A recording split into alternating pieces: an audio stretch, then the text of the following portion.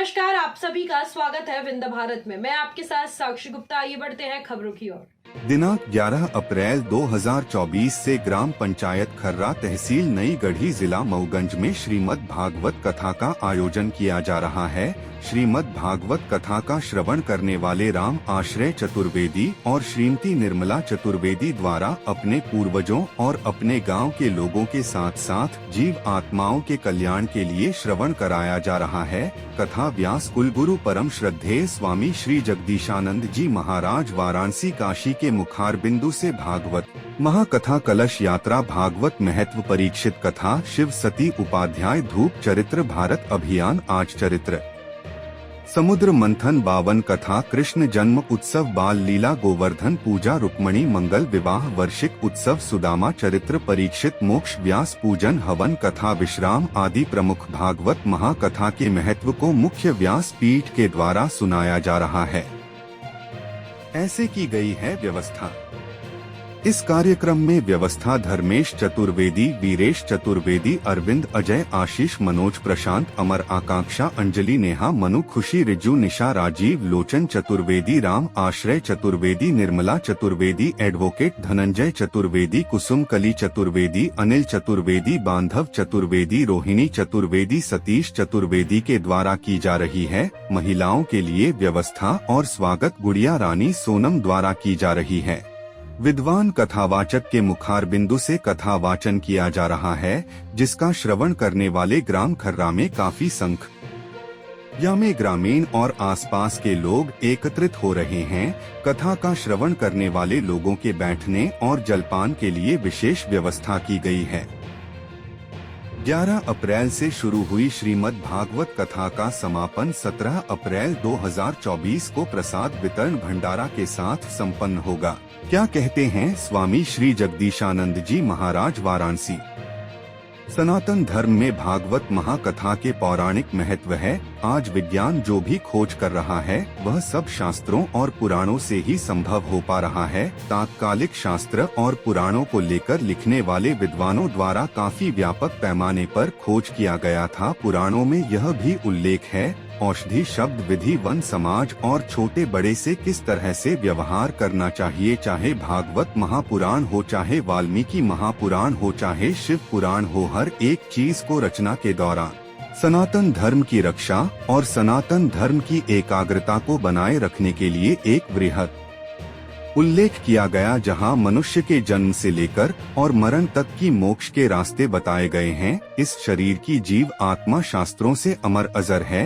इस आत्मा को ना तो जलाया जा सकता, ना यह आत्मा मरती। यह सूक्ष्म आत्मा पृथ्वी लोक के बाद स्वर्ग लोक कर्मों के आधार पर पुनर्जन्म के विधान मिलते हैं। स्वामी जगदीशानंद महाराज जी ने बताया कि जो जीव आत्मा कर्म बस इस धरती पर विचरण करती हैं, उन्हें हवन यज्ञ और देवी देवताओं के पूजन से काफी शांति मिलती है और वह अपने कुल के व्यक्तियों को आशीर्वाद देते हैं, जिससे उनके कुल की समृद्धि और कुशलता और विकास निर्धारित होता है। मनुष्य हर चीज अर्जित कर सकता है, किंतु कुछ चीज ऐसी हैं जो धर्म आस्था पर टिकी हुई, जैसे शरीर की संरचना, बौद्धिक क्षमता। यह दो चीज अपने पूर्वज और अपने माता पिता और कर्मों के आधार पर देखिए, मैं आज ग्राम पंचायत बदौआ खर्रा में हूँ। ये तहसील नई गढ़ी मऊगंज जिला मऊगंज है।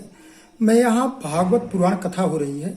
मैं महाराज जी से परिचय लेता हूँ और भागवत का क्या महत्व है इस संबंध में मैं चर्चा करता हूँ। महाराज जी, आपका परिचय क्या है? हम बनारस के रहने वाले हैं जी। नाम हमारा जगदीश तिवारी है जी। वैसे लोग भावपूर्ण भाषा में स्वामी जगदीशानंद लिख देते हैं अपने भावों के अनुसार। बात आई भागवत कथा की। श्रीमद् भागवत कथा, इसको ज्ञान यज्ञ कथा कहते हैं। पुराण 18 हैं। 18 पुराण में मुख्य पुराण भागवत पुराण है। इस भागवत पुराण में 12 स्कंद होते हैं। 12 स्कंद में 18,000 श्लोक होता है। जब भी भागवत कथा का आयोजन किया जाता है तो भागवत के महात्म्य वर्णन है कि भागवत कथा को मोक्षदायिनी कथा कहते हैं। जहाँ आयोजन होता है भागवत का तो वो भूमि धन्य, वो लोक धन्य, जहाँ कार्यक्रम का आयोजन होता है। तो जहाँ कार्यक्रम होता है भागवत का, तो भागवत श्रवण करने से और भागवत कार्यक्रम में जो पूजन किया जाता है, देवताओं का आह्वान किया जाता है, तो देवताओं के पूजन से उस व्यक्ति को, आयोजक को पुण्य प्राप्त होता है, देवताओं के पूजन से। और भागवत की जो कथा होती है, कथा श्रवण से उससे जो ज्ञान प्राप्त होता है, तो ज्ञान ही उस व्यक्ति के मोक्ष का कारण बनता है। सिर्फ फॉर्मेलिटी में भागवत कराना, सिर्फ ये कहना है कि मैं भागवत कराया हूं, इसका कोई औचित्य नहीं है। भागवत कराएं तो भागवत कथा में जो उसके सूत्र निकल रहे हैं उसको अपने जीवन में उतारें। ये भागवत के सूत्र ही ज्ञान है। कुछ एक दृष्टांत भागवत का बता दें आपको। जैसे 6 अध्याय में महात्मा का वर्णन है। भागवत कथा जब प्रारंभ होती है तो व्यास जी ने इसे रचना किया भागवत की। तो 3 अध्याय में इन्होंने ज्ञान, वैराग्य और भक्ति का वर्णन किया। ये प्रसंग नारद जी और सनक सनातन के द्वारा है। तो भक्ति कहाँ से उत्पन्न होती है, भक्ति बढ़ती कहाँ से है, भक्ति करने वाला आनंद कहाँ से पाता है, ये 3 अध्याय में है। और भागवत सुनने से किस तरह से भक्ति तरुण थी, उसके 2 बेटे ज्ञान और वैराग्य वृद्ध थे। जब आयोजन हुआ तो उनको चेतना आई, वो भी तरुण हो गए। दूसरी कथा महात्म्य आता है गोकर्ण जी का। गोकर्ण जी कथा का आयोजन किए। उनका भाई धुंधकारी था जो अनाचार दुराचार करके भयंकर प्रेतात्मा हुआ। उस प्रेतात्मा को मोक्ष मिली भागवत कथा सुनकर के। ये 2 कथा में शॉर्ट में आपको बताया। तो भागवत कथा से जीवन का उद्धार होता है। भागवत कथा 2 तरह से लोग कराते हैं। या तो किसी आयोजन में सम्मिलित कर देते हैं, या तो जिस परिवार में किसी प्रकार की आधा बाधा परेशानी रहती है, उस परिवार में भागवत कथा का जब आयोजन कराया जाता है तो उस परिवार के जितने पूर्वज हैं आज के पहले के, वो कहीं न कहीं किसी न किसी रूप में आकर के उस कथा का श्रवण करते हैं, तो उस जीवात्मा का मोक्ष होता है भागवत कथा सुनने से। तो संस्कृत का जो पाठ किया जाता है उन अदृश्य जीवात्माओं के लिए किया जाता है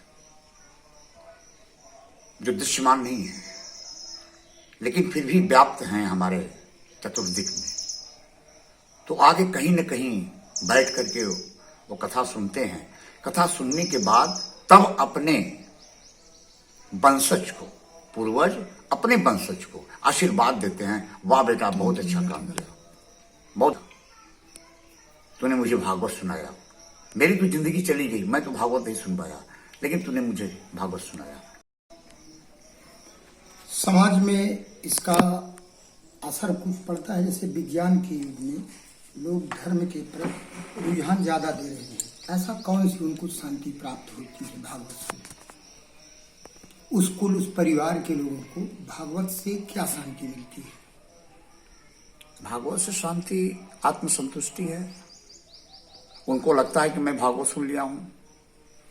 कितने दिनों तक ये होती है, इसका क्या विधान है? हाँ, जो 6 अध्याय मैंने बताया महात्म्य में, तो अंतिम अध्याय सनक सनकादि ऋषियों ने